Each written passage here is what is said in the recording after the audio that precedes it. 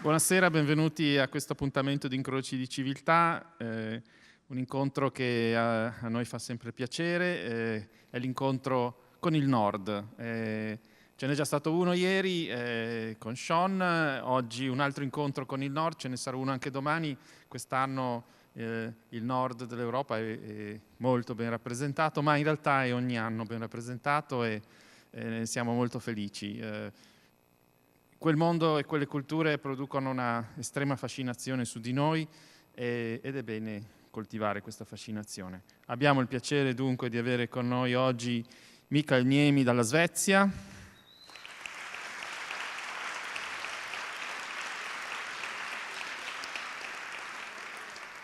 e dall'Islanda Jon Kalman Stefansson,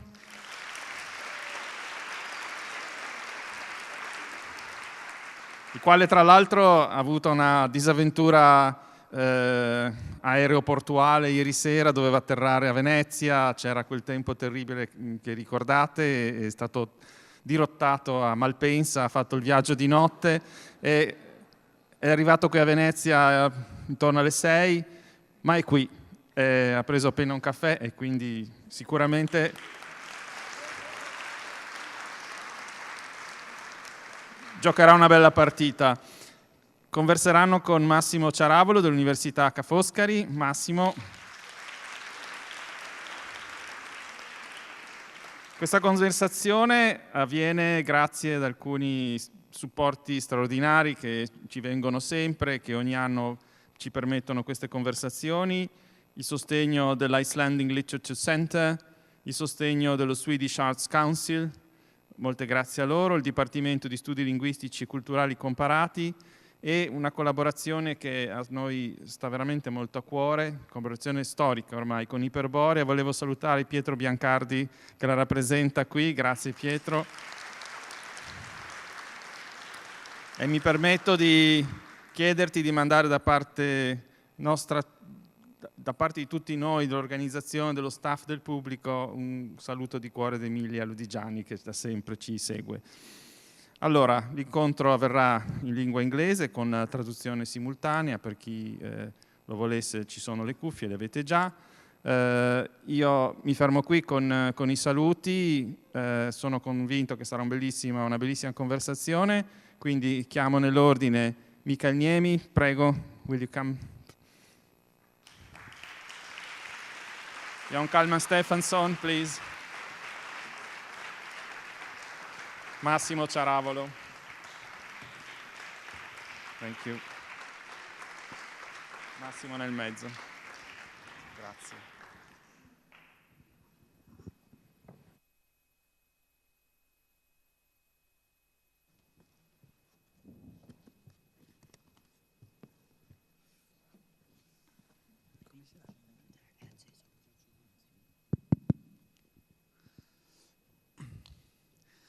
So good afternoon, everybody, and a warm welcome to you all. So you know, this is a conversation with two writers from the north, from Iceland, Jon Kalman Stefansson, and from Sweden, northern Sweden, Mikael Niemi. Icelandic and Swedish are related languages. They are part of the same family, the same group, the North Germanic languages, together with Norwegian, Danish, and Faroese. But Icelandic and Swedish are not mutually comprehensible today. They certainly were in the Middle Ages, but not today. These languages are cherished by some people sitting here, myself, my colleagues, the Scandinavian institution, and quite many students of Scandinavian studies who are here tonight. So thank you all for being here. And because we really love these languages and love to listen to them, to their sounds, we start with the readings of two passages from Jon Kalman's latest novel and Mikael Niemi's latest novels. Asta story. And later we will listen to Mikael Niemi's To Cook a Bear.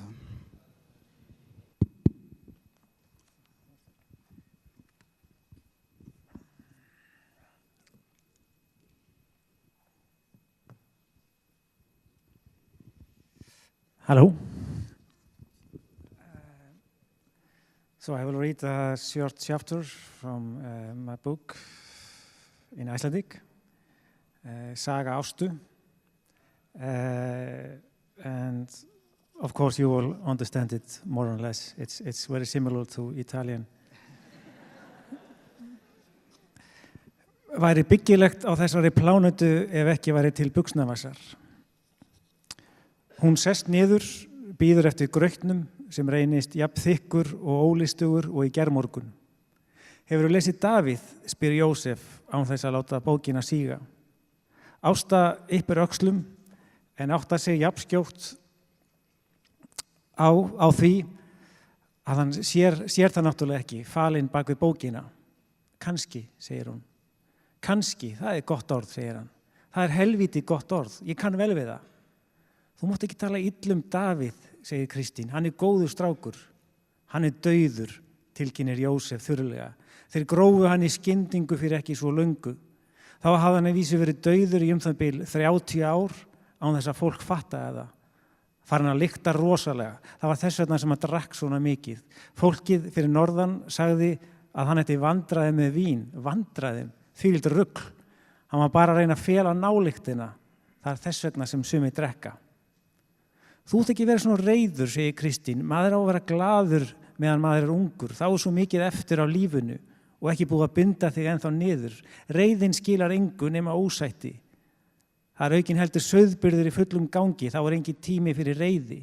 Þarf ekki að fara að haska þér út og þú, sparði mitt, ekki sofna ofan í grautin. Þetta matur, ekki kotti. Jósef stendur glottandi á fætur, fer með bókina inn á kontór, hinkrar í andrunni eftir Ástu sem leyfir rúmlega helmingnum af grautnum. Loftið úti blátt og svo svalt að ekki einu sinni sólin að halda á sér hita. Þau mæta Árna fyrir utan. Hann á leiðinni inn, kaffi kallar, Jósef heilsar glaðhlaklega, en Árni horfir í gegnum þau eins og þau séu ekki til. Ég yfirleitt mjög þögull, segir Jósef, þegar þau ganga yfir grátt túnið í átt að útihúsunum. En þeir tvö þarna inni segi yfirleitt ekki mikið, hún stundum, fer bara eftir dögum en getur líka þagað heilu helvítis dagana. Hann talar náttúrulega minn en ekki neitt og það gengur ekki. Ég meina, einhver verður að sjá það að tala og ég fórna mér. Þótt það sé mér þvert geð, því sjáu til orð eru hreyfing. Þau komu í veg fyrir að loftið staðnu og fúlni og það nógu fúlt að vera hérna í þessu raskati þar sem ekkert gerist. Og ég get alveg sagt þér það að við steindræpustu leiðundum ef Kristín gamla væri ekki svona klikkuð en kallinn samt í lagi fyrir utan að vera djöfulli leiðilegur. Það eins og hans í nær því að vera miklað hei heldur en manneskja. En hafði ekki áhyggjur af honum. Svo lengi sem þú gerir þitt þá hann sáttur og lætur eins og þú sért ekki til. Hann talar helst við mann ef hann ósáttur við einhvað. Hvernig á ég þá að vita hvað ég á að gera, spyr Ásta. Verður aftur hrædd inni sér, hrædd við bóndan, heiminn, lífið, en reynir að láta það ekki heyrast. Jósef hrækir, segir, maður verður bara að fylgjast með því hvert hann horfir, í hvaða verk hann fer sjálfur og álekta út frá því. Jósef hefur numið staðar hjá fjárhúsunum, hann stingur höndunum í vasana og horfir stíft framfyrir sig, eins og hann hafi komið augu á eitthvað óvænt og verulega merkilegt. Hún fylgir augnaráði hans eftir en sér ekkert nema grátt túnið, kuldagullan móa og síðan fjörðin sem opna sig átt að eilífum vetri. Stöndum við saman, spyr hann þá skyndilega, án þess að líta á hana, án þess að taka augun af þessu merkilega sem hann virðist hafa komið auga á í fjarskánum. Ásta, Jósef, stöndum við saman eða stöndum við ekki saman? Hversu flóki getur það eiginlega verið? Þá stingur Ásta líka höndum í vasan. Frábært að hafa vasa. Hver fann þá eiginlega upp? Þvílíkur snillingur sem það hefur verið. Það vonandi búið að reisa styttur af viðkomandi í helstu borgum heimsins. Því það væri umtalsvert erfiðar að lifa hefðu ekki vasa á buksunum. Ef ekki treystir, segir hún loks. Ef þú svíkur mig ekki, ef þú ert ekki einn núna, annar á eftir. Ég skal ekki bregðast þér, segir Jósef, 2000 ára gamall biblíudrengur, segir það svo óvænt og blátt áfram að Ásta veit ekki alveg hvað hún á að gera af sér. Það kemur meira að segja fát á Jósef sjálfan, hann stígur 2 skref, sparkar fast í fjárhúsið og þau heyra kindurna brölt á fætur í ofboði fyrir innan. Jósef snýr sér að henni með fingur og lofti, nema þú farir að hrósa Daði Stefánsinni. Ásta dregur vettlinginn af hægri hendinni, réttir hana fram og hann undrast hversu smá og köld hönd hennar er. Takk.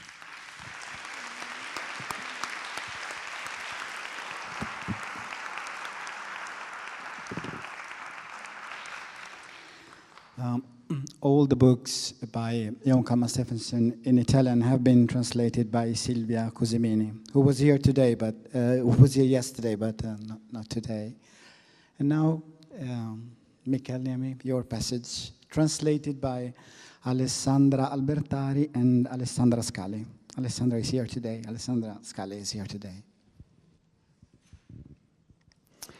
Yes, hello, and thank you so much for the invitation to this nice festival. And thank you also to my publisher, Iperborea, with Pietro here in the front, and my translator, of course. I will read a passage from the start of this book, Cucinare un orso, and it's about a priest who existed in reality, but I made a novel about him, Lars Levi Lestadius. It's the year 1852. And in this passage, it's some years before when the priests first meet a little boy called Jussi. So it's Jussi who is telling this passage. Sommaren jag blev inskriven i boken satt jag hopkrupen vid kärrvägen, sårig och slagen och med magen tom. Ibland kunde jag få en smula av vägfararna, en flisa härsket fett från skånken de täljde på, lite urspottad tobak som man kunde suga på för att glömma hungern. Jag såg hans gestalt på långt håll och kände genast rädsla. Där fanns något hårt, en brådska i stegen. Han var klädd i vadmal, håret var långt och stripigt.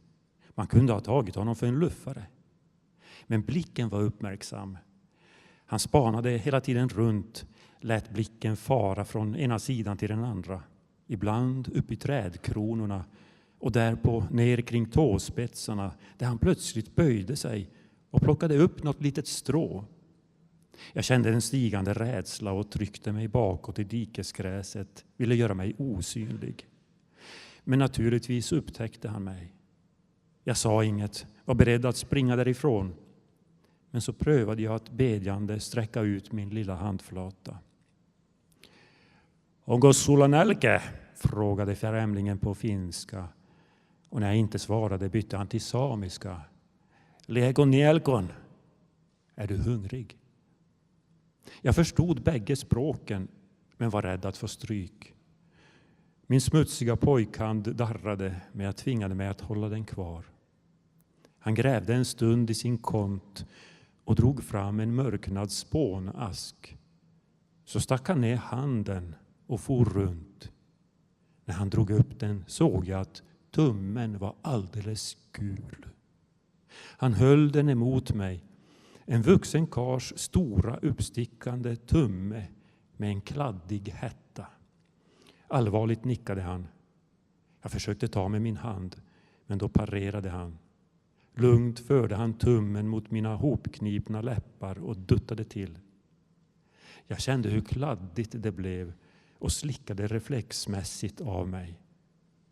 Något tändes i mig. Gommen började sjunga. Han väntade tills jag gapade igen. Den här gången sög jag loss klicken. En solig hänförelse fyllde munhålan. Jag smackade och kände klicken smälta. fylla gommen med sin gula färg. Och nu kunde inget hejda mig. Jag blev till en dikalv som slickade och sög tills hans tumme var alldeles ren. Var det gott? Undrade han. Gott var fel ord. Jag hade aldrig smakat något liknande.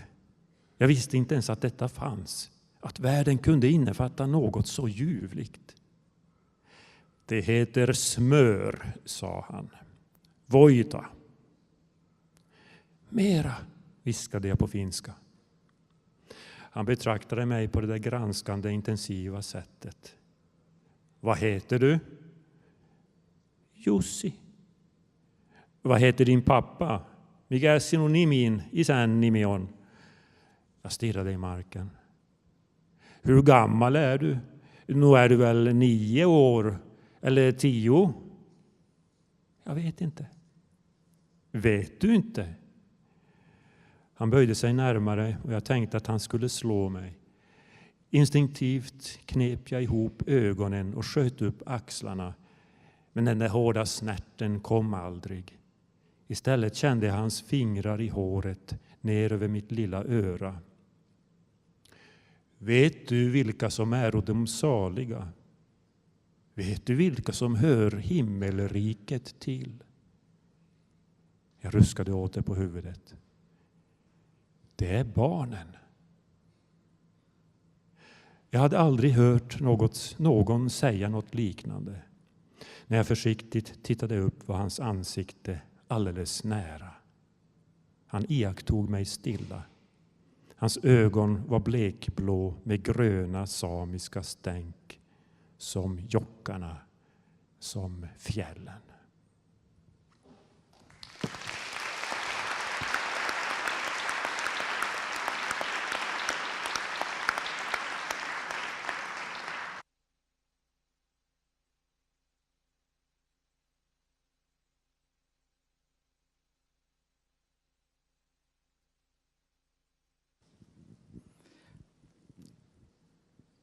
So,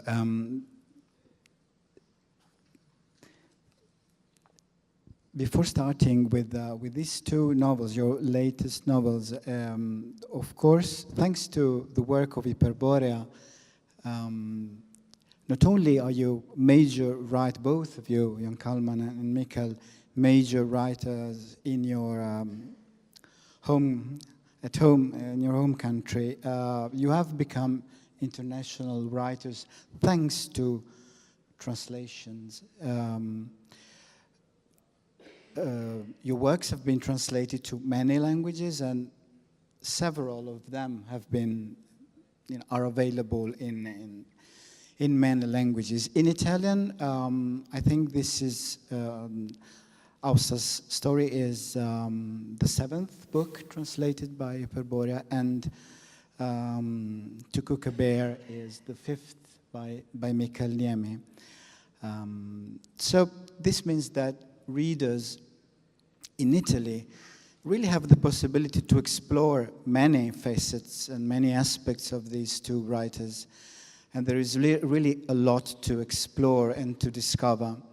But we will start with the latest novels. Maybe later in the conversation we will be able to enlarge the scope and also refer to other books that they have written. And I want to start with Jon Kalman and with a passage that we have written, because it contains, in a nutshell, some of the very essential aspects of the book. Because we read, we see the moment in which Austa, the protagonist, seals her friendship and very, very strong relationship with Joseph. They are allied. There is an alliance between them, as you write, a very strong friendship, eventually a more complicated love story. One interesting thing about your book is, starting from the title, you declare that it's Austa's story, but then we discover that in order to tell her story, we have to tell the story of many people's lives. People who were important to her, connected to her, and even in a larger circle, you can say the history of Iceland in the 20th century, in a way. So still, this is Austa's story. As if you were saying that in order to be able to tell the story of a person, we have to tell the story of relations, many kinds of relations. So if you can comment and elaborate on that. Yeah, well, when I started to write this book, of course it started out badly, as all my books. I have written 12 novels, and I'm writing now number 13, and I always have this feeling that I don't know nothing about writing.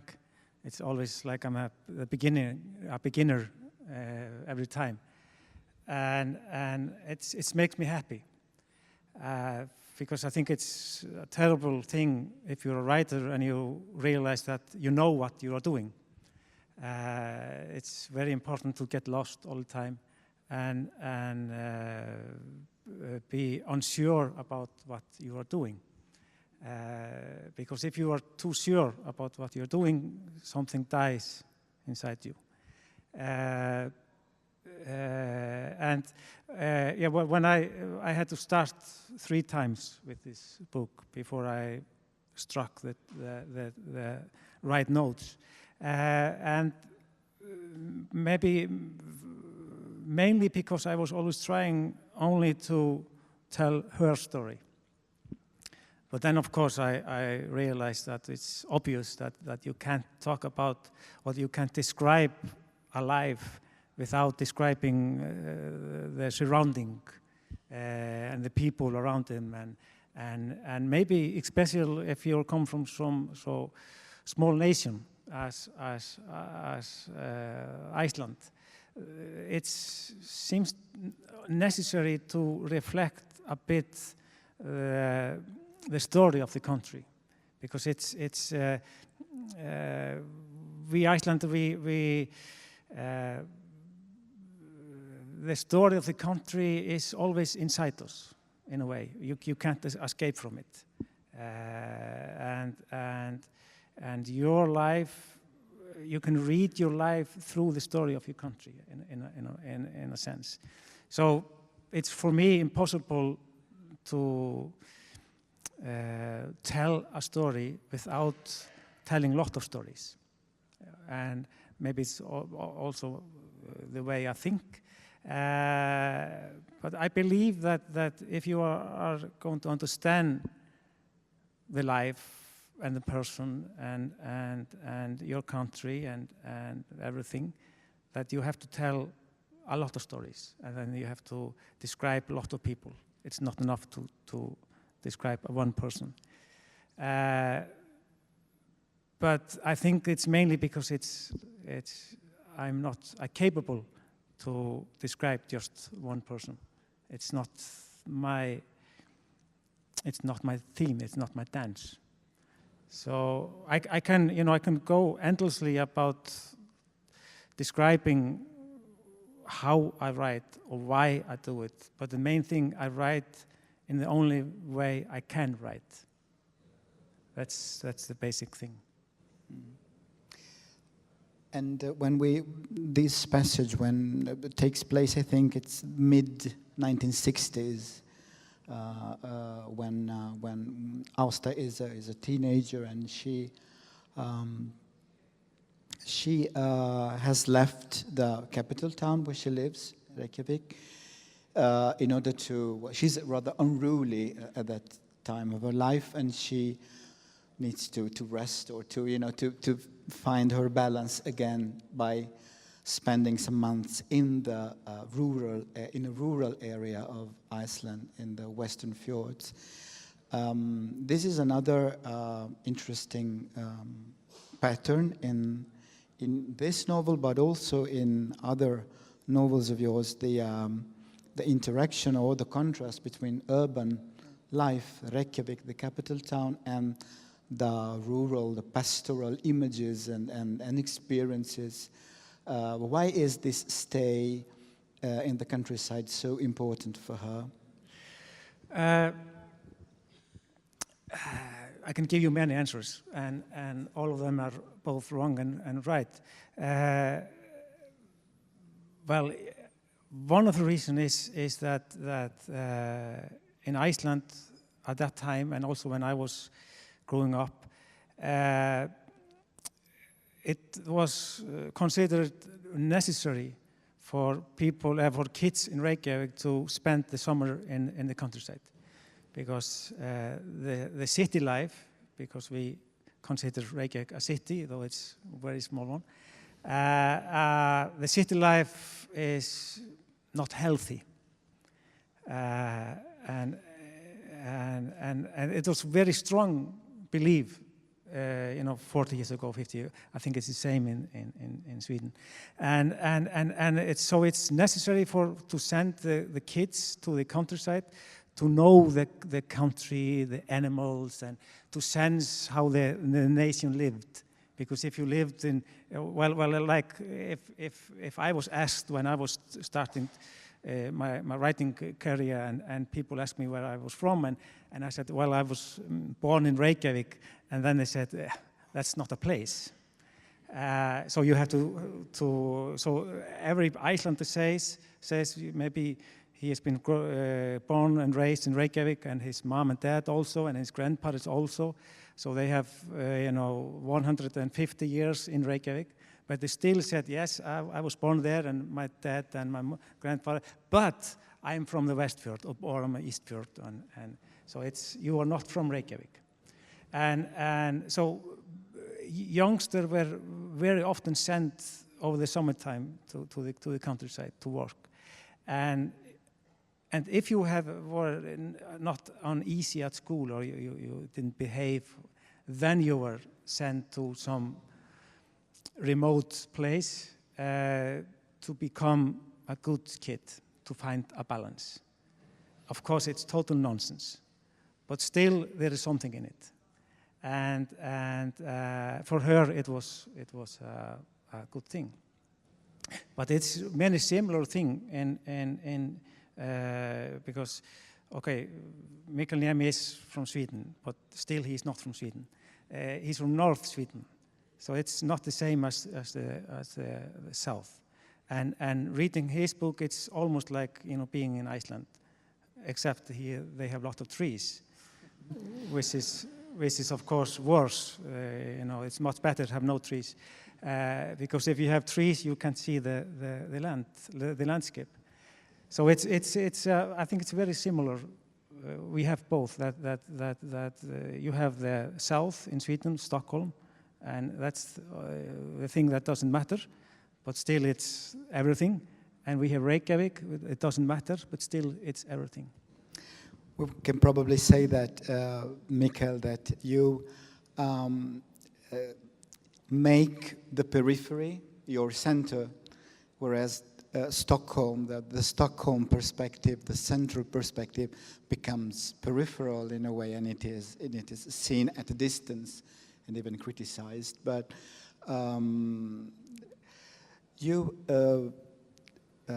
dedicate a whole novel to a very important historical figure, Lars Levi Laestadius.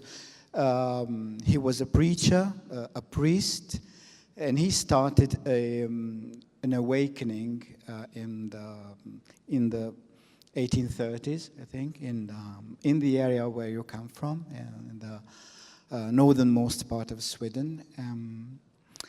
And this awakening really affected people there, and culture, the cultural development of Norrbotten, of Tornedalen,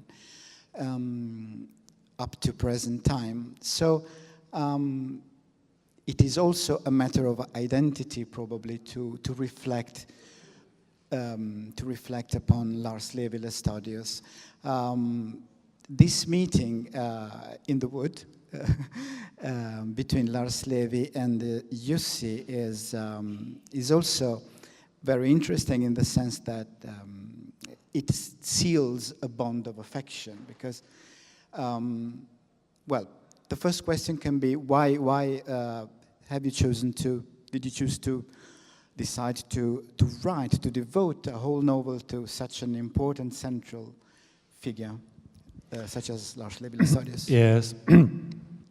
And as you say, I write.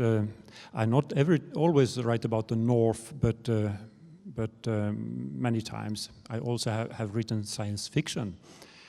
But this book is about the north of Scandinavia. And how many of you have been to the north of Scandinavia? Hands up. Well, how many have been north of the polar circle? Yeah, some people there. So most of you don't know nothing about us. Maybe that's why I'm writing. But I will start my presentation with showing you the north. I have the help from the technician. We will show some photos from my background up in the north. And here you see the skiing in the winter with the long forest skis. And I'm dressed in white. And then this is minus 25 when I go there on this minus 25 degrees. It's in January, so it's about 12 o'clock in the day. Otherwise, it's dark all night. And it's 1 meter of snow below the trees here. So actually, I'm flying on top of the snow when I'm skiing there. Me and my dog, Abbe, and now it's the springtime. This is actually in April. So this month, just the day before I went here, I went skiing.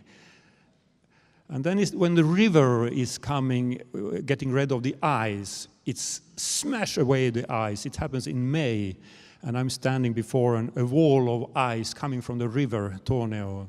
Happens every year. And that's my family, my 2 children there, so standing. So you see it's like icebergs created by the force of the water. I go trekking to the mountains sometimes, and this is the house when we go to the mountains. Everything we carry on our back, food where we sleep, sleeping bags, we have everything on us. 15 kilos per person, we can survive for a week in the wild.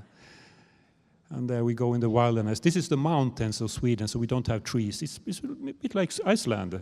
This, maybe June is around the other side of somewhere there. Now it's beautiful. It's one of the most remote places in Europe. And many Italians come there too. Northern Light, this is outside my house in Pajala. Of course, we must have a picture of the Northern Light. It's common up there. We are 100 kilometers north of the polar circle. So it's very remote. This is actually an Italian car, a Fiat. It wants to go home to Italy again. You see. And this is the priest, Lars Levi Lestadius. He was portrayed by a French artist that he met. So that was what he looked like. And this is his birthplace. It's very close to the mountains in Sweden, a really wild and remote place. He was born here, and there's a stone for him. That's a caricature of him in older age. So we don't know exactly how he looked like, but about. He's holding a pipe, very long pipe, because he could smoke tobacco. And this is his grave. It's in Pajala, in my home village, this cross, and he's lying there with his wife, Britta-Kajsa, Lars Levi and Britta-Kajsa. And my parents passed away a couple of years ago, and their grave is not far away from him. So when I, in November, go to celebrate the death, the Allhelgona Helgen, we call it, the 1st of November, the weekend for the holy, for the dead. I always go to my mother's and my father's grave, and I put candles, burning candles on the grave, and everyone does, so it's thousands and thousands of candles burning in the cemetery in Pajala.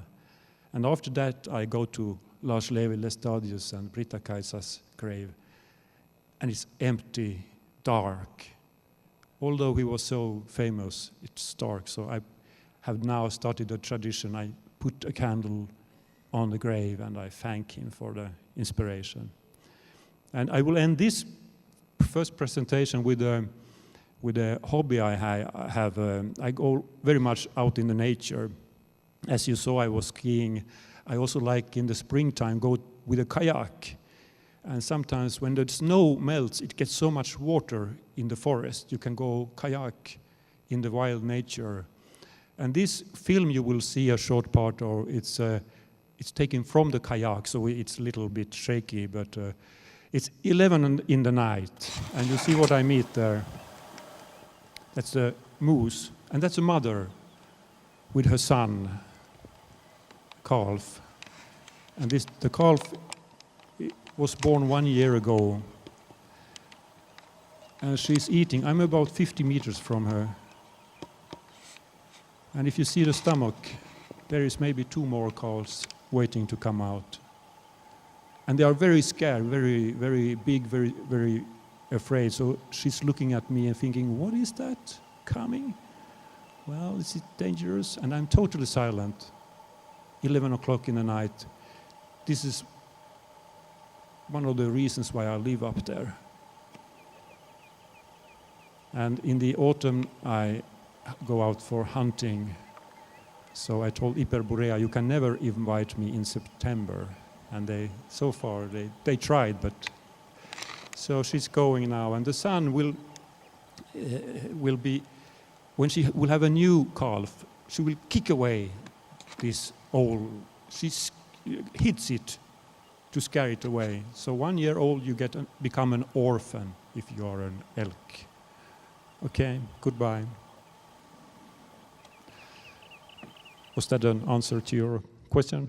I'm still curious about why Lars Levi Lestadius as the main character of a novel. Because I also asked the question because your breakthrough novel, Populär musik från Vittula, Popular Music from Vittula, which was set in the 60s, in the 1960s, when modernity came to northern Sweden. You represent a darker side of this heritage.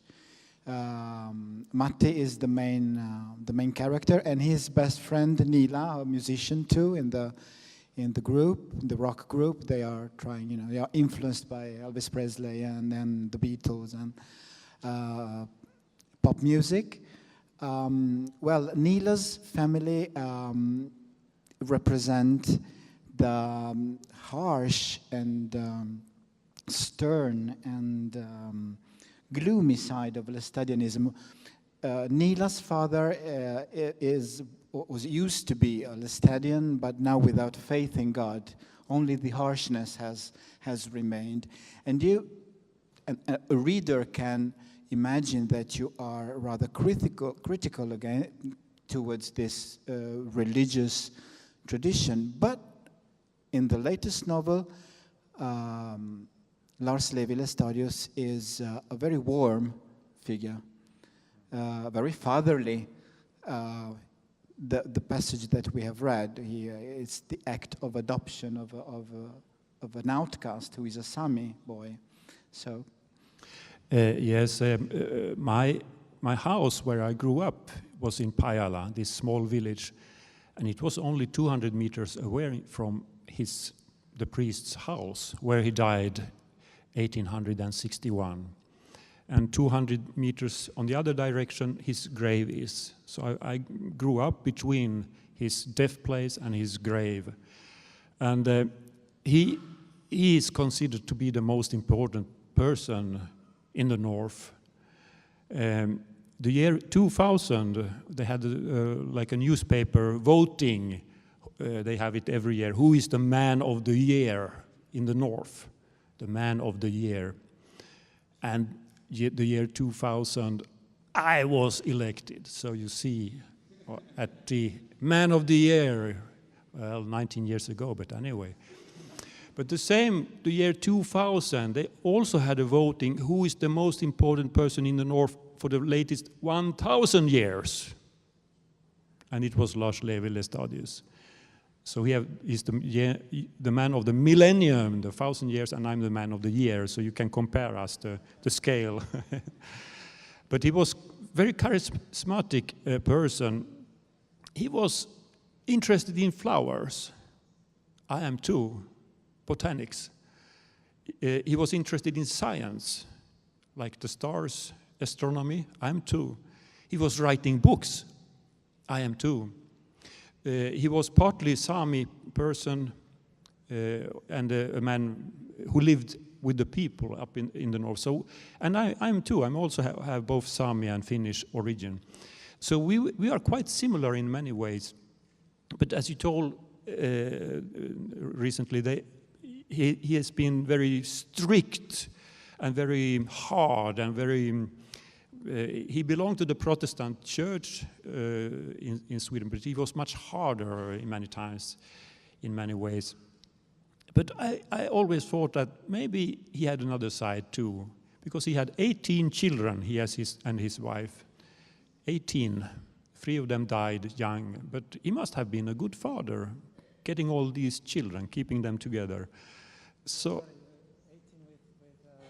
The same woman? No? With the same woman, yes. Wow. Yes, Yeah. It's not hard, like... Hard for her, not for him. It's not like nowadays. I mean, you have 3, 4, 5 different families. So, yeah.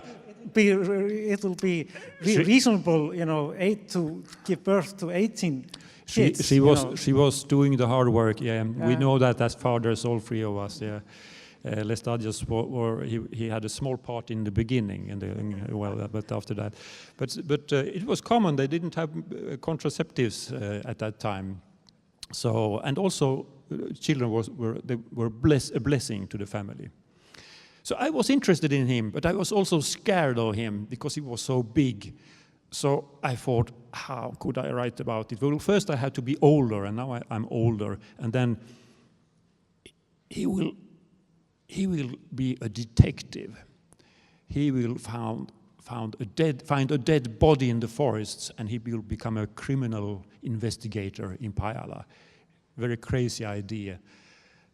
But I started to laugh, and I started to write, and then I found out he must have a small young helper, like Sherlock Holmes, Dr. Watson, and I have Jussi, the boy who is licking his thumb in the start. And that's what started this book. It was so crazy. It was you cannot write about Lestadius, this holy man, this saint, like in this way. But I did, and I was laughing a lot. So that was the start. And the fact that Jussi is a Sami boy also reminds us the fact that Lars Levi Lestadius was, as you said, multilingual. He had a kind of multicultural approach, and the fact that he was so harsh was because he wanted to prevent ordinary people from getting drunk, from addiction to alcohol, because that made them very weak against political power. They were subjected. They were victims of subjection, whereas without that they would probably find a way to emancipation. So he was very conservative, but also very, in a way, forward, progressive. And this aspect of emancipation also through reading and writing is like a thread, both in your books and in one, at least one of your books, I think, really a masterpiece, Heaven and Hell. The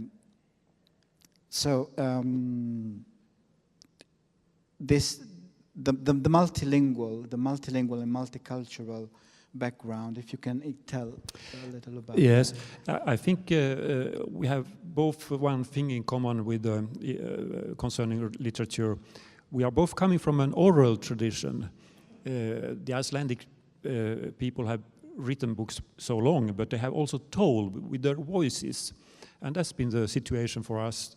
In Sweden, we didn't, in the north, my father studied at school and he had to speak Swedish, but it was not his language, it was Finnish dialect. But he was learned how to read and write in another foreign language, Swedish. And that creates no writers if you don't learn how to read and write in your own language. But does it stop literature? No, it doesn't, because people are anyway, they have the need to tell. And if you cannot write in your own language, you can tell stories. So I've been listening to stories the whole my life. And maybe you even more, because you have this old storytelling tradition in Iceland. Or is that right? Yeah, well, yes and no. Of course, there are a lot of people who tell story in Iceland, but not everybody is so gifted. So you just follow sleep. We need listeners too. Yeah. But I think our history is different from yours, because we have these Icelandic sagas, and so we are equally more to the reading. So or retell the Icelandic sagas. But I was thinking when you were telling about this beautiful pictures of all your people in Pajala going to the graveyard with lighting a candle. In Keflavik, which is a town in Iceland, I wrote 2 books about novels. There also, of course, a graveyard there, and they keep the new one outside of the town in a very windy place. So it's almost impossible to light a candle there. So people are trying to light it in the car, and then they go out to put the light out, but the wind take it out. So they may be 1 hour fighting against the wind, and in the end they give up, and so there's total darkness over the graves. So that's a difference between Pajala and Keflavik. You have the light, we have the wind and darkness. That's true. I would like to go back to this aspect of images, because it was very nice to see your pictures, but books, reading, literature gives us so many images in our imagination. We develop our own photographs in a way through reading. And both of you have a very strong relation to the natural scenery. It's part of your identity, part of your vision, to relate to a certain kind of geography, a certain kind of landscape. An interesting aspect in Austa's story is the presence of a reflective narrator who becomes a protagonist himself. And in several parts of the novel, he reflects in a rather worried way about the way in which modern mass tourism produces images and expectations.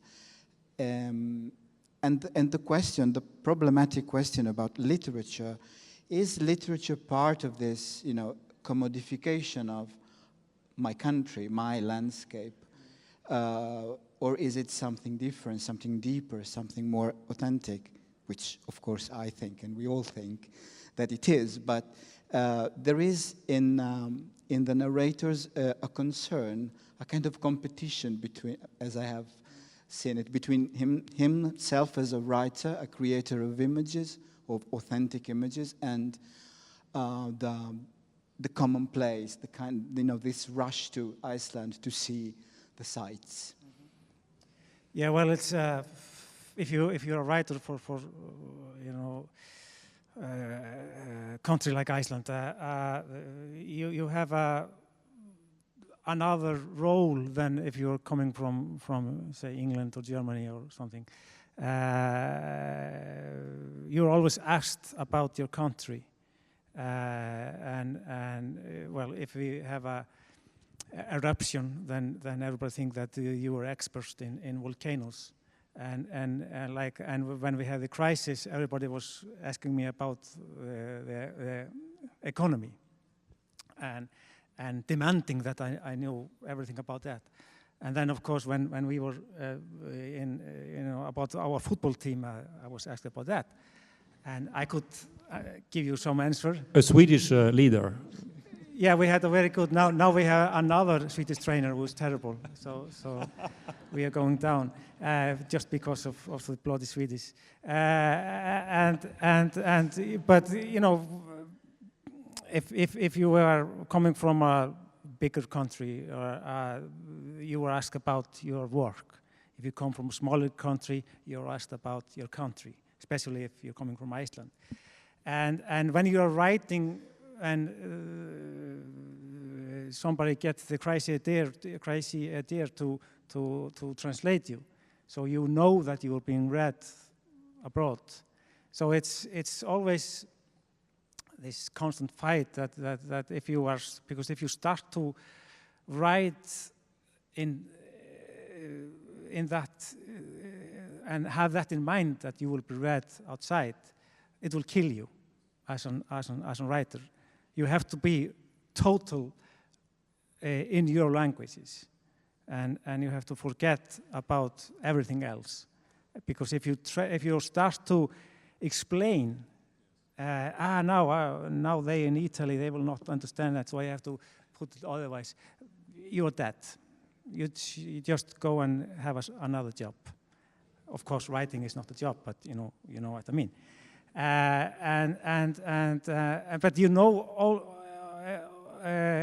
also that it's so easy to fall into this cliché pitch.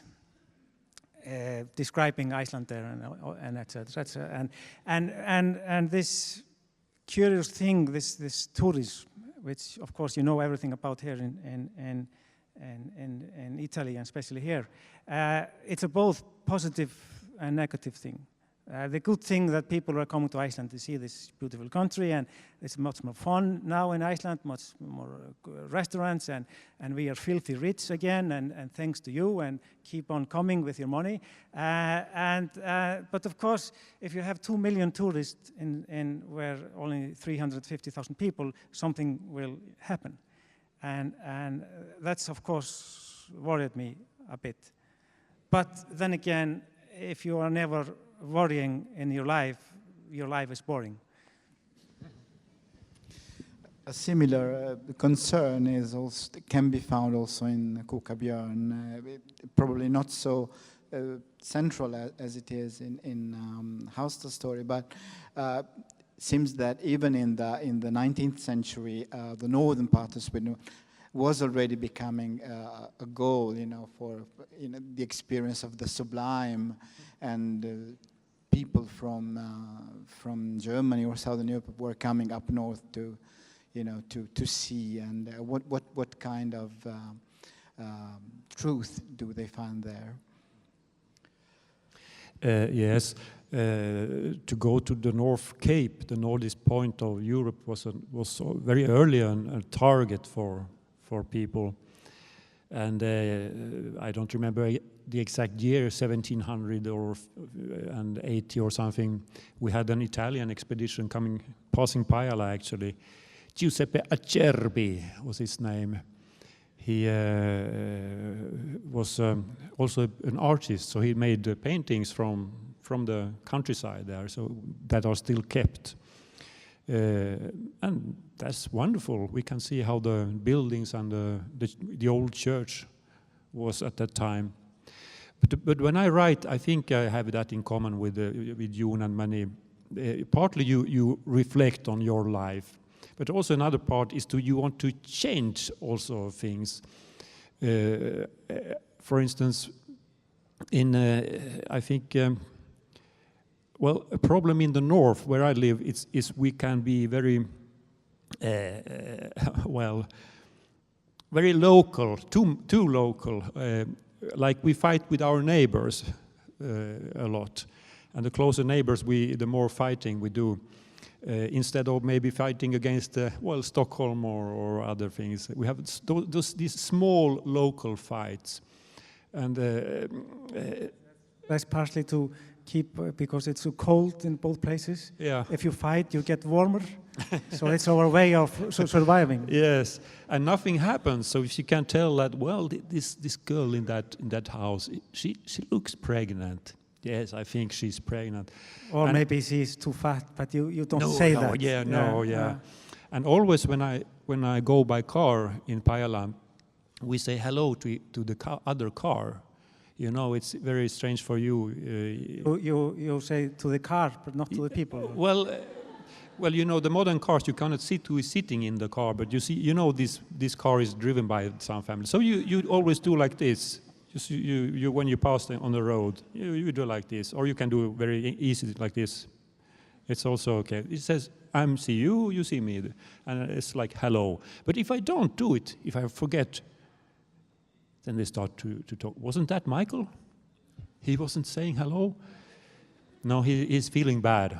I know he's bad. Yeah, I heard it's something at home. Yeah, I think they are divorcing. He and his wife. Yeah, probably. Yeah, Michael are divorcing, and then so if I don't do this, I'm in trouble. Maybe. Usually, if you come from small places and you're becoming famous all over, and you don't do it, now he thinks he's bigger than us. That's true. And we are looking for these controversies, these conflicts, and the politics, the local politics in Pajala is amazing. I mean, it's amazing. I mean, Brexit is nothing compared to and why? And I started to realize this is a part of our culture. I don't like that part, but it is. So I like to change that, and how? And that. Maybe to find a person who can unite us. And this priest, Lars Levi Lestadius, he was a person who was thinking bigger than just the local. He was for education. He wanted the people, the ordinary people, to start to read and write. And he was the first, among the first generation that happened. Because he wanted people to read the Bible. But after they read the Bible, they started to read other things, and that created the modern people we are now, even up there. I don't know how much time we have left. 10 minutes. So maybe one last question about translation in a wide sense. I would like to go back to Paradise and Hell. Because a translated work of world literature, Paradise Lost by John Milton, plays a very central part in the plot. Of course, the protagonist does not read Paradise Lost in English, but he reads it in the Icelandic translation. Made in the beginning of the 19th century, Jón Þorglason. And this reading will prove to be quite fatal in a sense. There is something, probably you have explained and retold it many times at different conversations and meetings, but at a certain point, you say that reading literature, does not help us to survive. It possibly can help us to live. And it is connected to the story of reading Paradise Lost by Milton. And, well, if you can explain it, it would be nice to hear it from you. Well, it's of course I want to believe that reading literature matters, because if it doesn't matter, then I have no meaning. But I totally believe that literature can affect the world, and it should. And I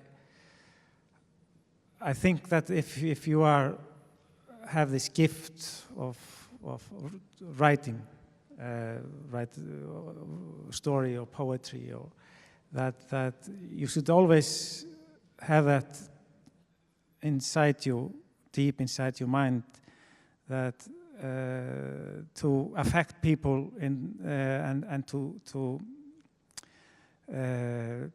change the world, because there lies power in the language, in the word, and if you can put it together in the right way, you can almost achieve the impossible things. And the most important is to wake up the reader, to open his mind and make them reflect his life, her life, the surrounding, etc., etc. So it's fine if you forget yourself in reading, but for me, literature should be much, much more than that, than enjoy a good story.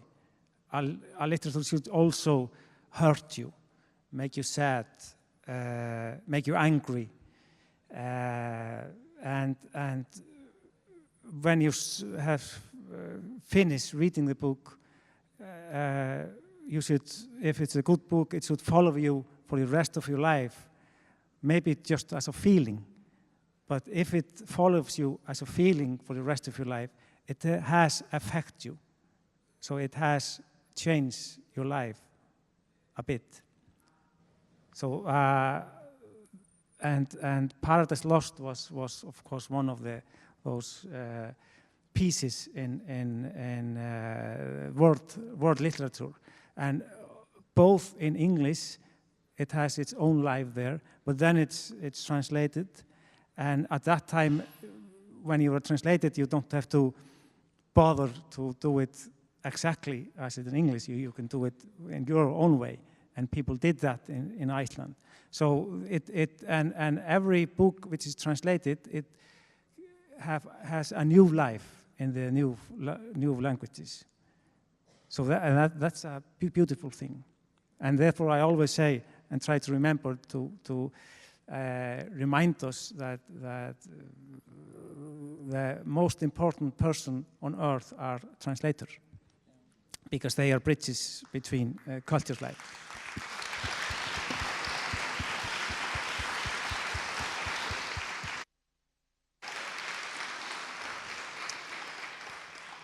But by way of conclusion, translators can also be, as it were, built in the novel, because you, Mikael, coming from a multilingual background, you have to, yes, of course, the novels are in Swedish, but you continuously refer to the language in contact. Language is Finnish, or meänkieli, the Tornedal variant of Finnish in northern Sweden, and to Sami.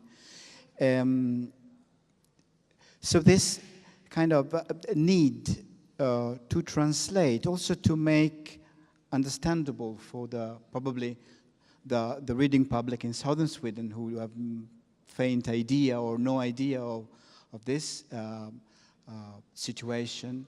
It seems that you have a kind of pedagogical approach sometimes, that you have to explain, but this is very, very helpful also in translation than when your books are translated into another language.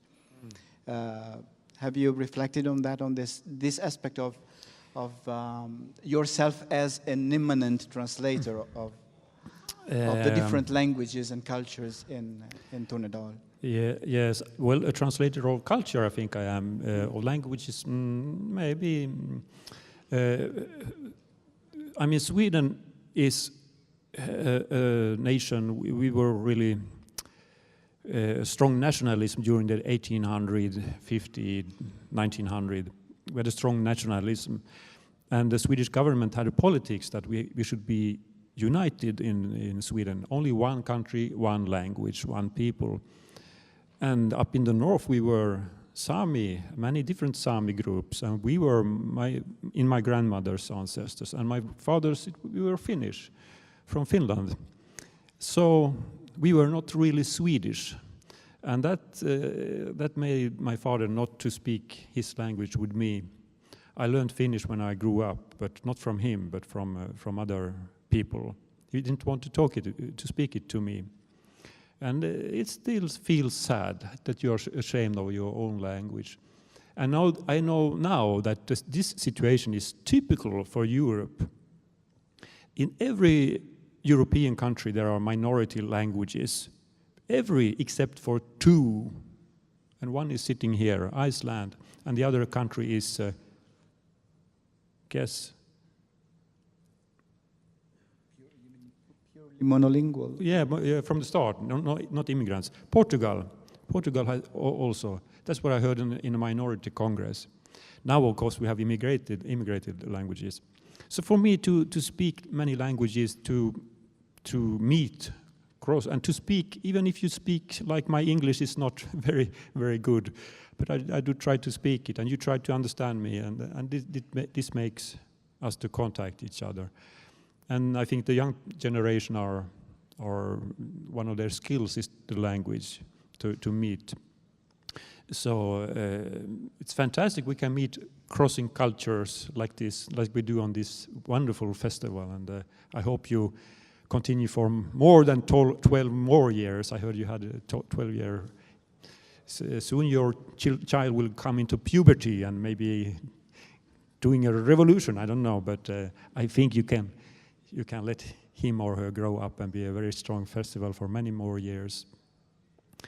I don't know if I should add something about, we are soon ending.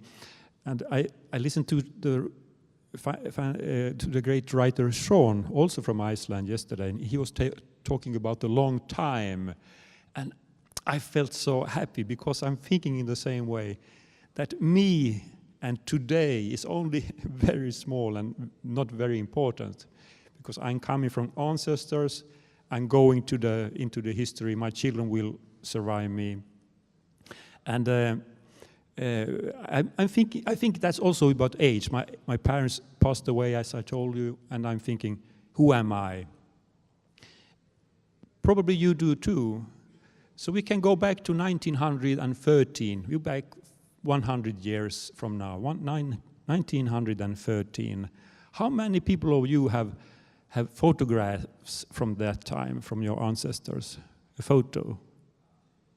1913. Not many. Not many. Some people. Okay, how many people have a voice from that time? A voice recording? A song or a story? It's no one. And how many have heard your ancestors laugh? 1913. To laugh. No one. Yes, I have. And this story I will just tell very shortly. It was my grandmother's grandfather. He was a Sami. He was doing the joik singing in the Sami, the traditional native singing. And a Swedish man came, and he collected these songs on a phonograph equipment, a big thing that you were singing into, and it was going to wax rolls mechanically, and these wax rolls were preserved until today. And I have 8 songs of my grandmother's grandfather, Abraham Tellström. And he never went to Italy. But today you will hear his voice. And this is my ancestor. And sometimes I think, well, his creativity to sing and joke, maybe I have some of it in my work now. This song is about a relative of him who was making a teasing song. Here it is. A teasing song for a child. So he's singing it. The mother sing it to his child when it was stubborn.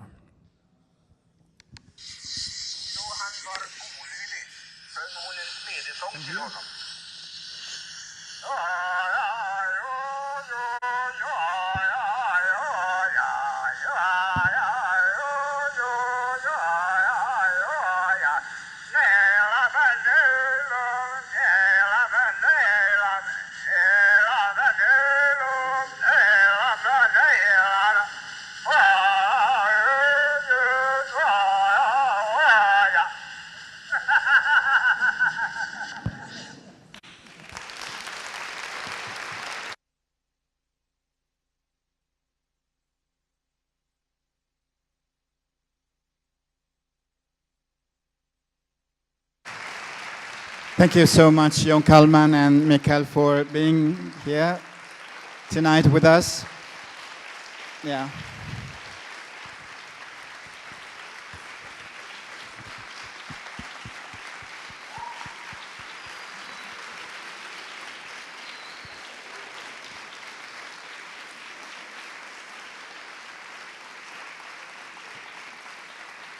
Well, Momento iperborea con questo applauso, dico io, voglio dire, ogni anno dal nord vengono queste conversazioni meravigliose. allora, grazie tante a tutte e tre per questo bellissimo momento, per questa attenzione al ricordo, alla memoria.